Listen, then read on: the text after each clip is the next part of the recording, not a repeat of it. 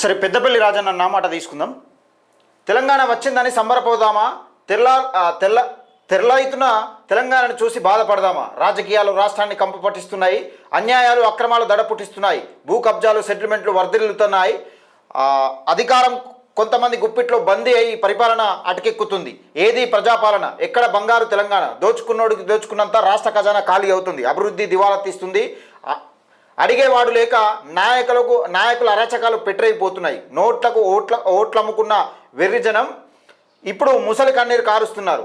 ఏ వర్గాలకు న్యాయం చేయలేని ప్రజాప్రతినిధులు ఇప్పుడు దర్జాగా తిరుగుతున్నారు. పసిపిల్లలను పీక్క తినే వీధి కుక్కలు ఖద్దరు చొక్కాలను చూసి మౌనం వహిస్తున్నాయి.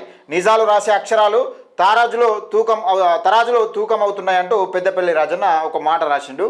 ఇక్కడ ఒక రెండు ముచ్చట్లు చెప్పుకుంటే, భూ కబ్జాలు సెటిల్మెంట్లు వర్ధిల్లుతున్నాయని, ఇక్కడ సెటిల్మెంట్ పక్కపొంటి మట్టి దందాలు ఇసుక దందాలు వర్ధిల్లుతున్నాయంటే కరెక్ట్ సెట్ అవుతుంది. తెలంగాణ వచ్చిన తర్వాత, కాంగ్రెస్ పార్టీ వచ్చిన తర్వాత మట్టి దందాలు ఇసుక దందాలు, అక్రమ ఇసుక దందాలు. ఇంకోటి ఉంది, ప్రజాపాలన అటకెక్కుతుందంటే ఏది ప్రజాపాలన అంటే బందీ, అధికారం కొంతమంది గుప్పిట్లో బందీ అయి ప్రజాపాలన అటకెక్కుతుంది అంటుండు. కాంగ్రెస్లో కష్టపడ్డోడేమో బిక్కుమంటూ మా సారేమో చేస్తారని ఇట్లా చూస్తూ ఉన్నారు. కాంగ్రెస్ ఎవరైతే బీఆర్ఎస్ పార్టీలో తిరిగినో మళ్ళీ ఆడొచ్చి కాంగ్రెస్ పార్టీలో తిరుగుతూ ఉన్నారు. ఈరోజు వాళ్ళే కాంగ్రెస్ పార్టీలో తిరుగుతూ ఉన్నారు.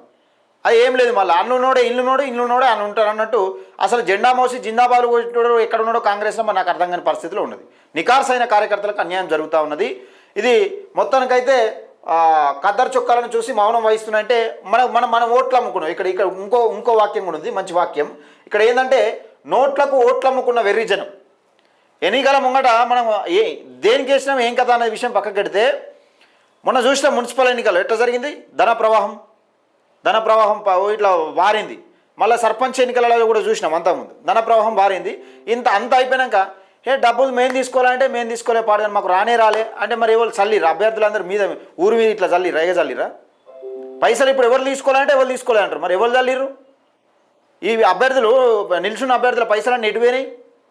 ఆలోచన చేసుకోవాలి. ఎందుకంటే మనం ఎటువైపు ప్రయాణిస్తున్నాం ఏం కథ అన్నది కూడా ఒక్కసారి ప్రజలు కూడా ఆలోచించుకోవాలి. ఫస్ట్ ప్రజలు మారితేనే నాయకులు మారుతారు. మనం డబ్బులు అందరు తీసుకుంటారని అంటలేను, కాకపోతే కొంతమంది డబ్బుల కాశపడి ఓట్లు అమ్ముకుంటే ప్రయోజనాలు ఏముండదు.